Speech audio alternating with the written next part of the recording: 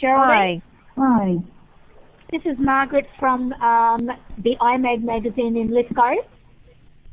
I was also watching Miss Kelly last night, and Miss Kelly has some issues there that she can effectively deal with to bring us forward much more quickly if she deals with them correctly. She has a team there that are giving her correct information. She needs to cut through the layers and engage with that team so that she cuts to the chase.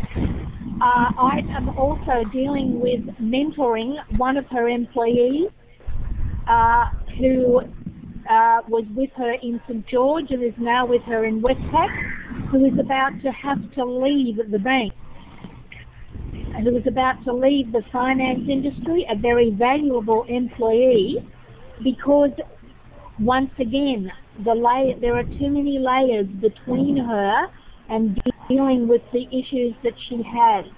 Look, thank you, Margaret. Look, I know it was very, very interesting last night, wasn't it? Quite tension-creating to watch Gail Kelly be quizzed by none other than a group of Westpac employees who were clearly gathered, and obviously, you know, someone like you is working with people from Westpac.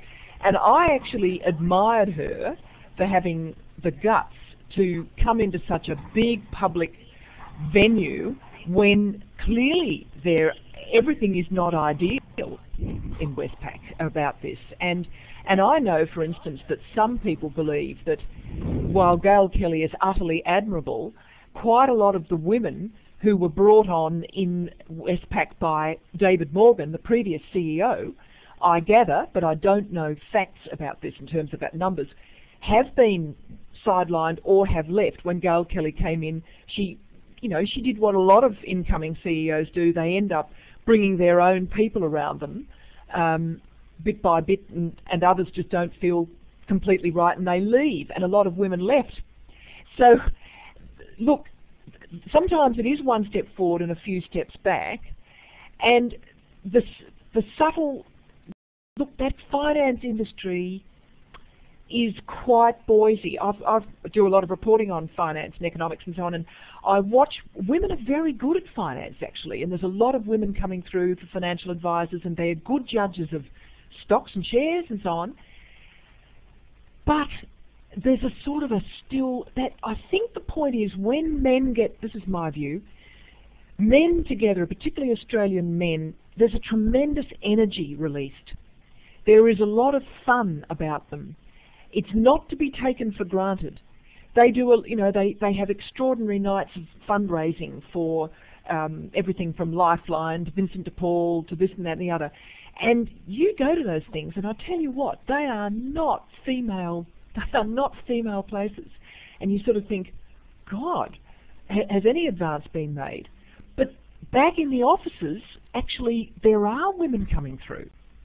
So it's a very, somehow or other, I think one of our next big challenges is this more female-friendly public conversation where women get more of a sense of themselves. And quite honestly, every week on Q&A, dare I quote it again, I see more of that subtly happening.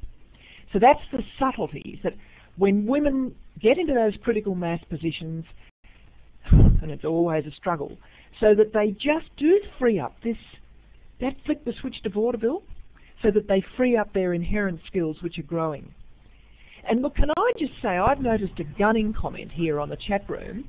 I think it's Marie Roche saying, the ultimate success is nurturing a gorgeous, well-balanced child.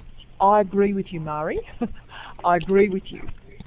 I think that is there's nothing like that. I've watched that. I've seen it. I've seen, people in my family who've been in all sorts of bother, coming back, really arriving in their 20s to a person that I'm proud of, and other children coming through with a much more linear role. That is the ultimate success. I agree with you. Thank you, Geraldine. Macedon Rangers, do you have a question? Would you like to put your microphone on? Turn your microphone on.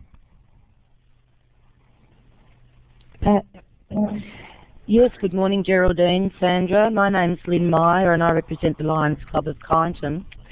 And I have a small business, when we use our ability to nurture in business, and that of course changes things, do you think men see us as weaker and not take us as seriously as they should?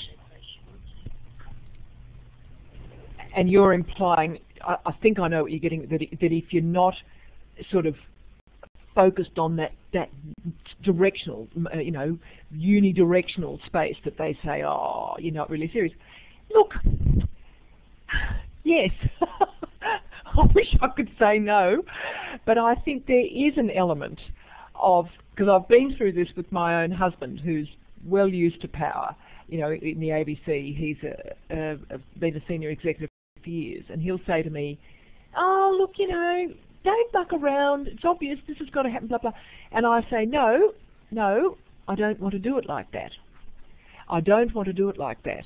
And I honestly think this is where we can be revolutionary if we wish to see it like that.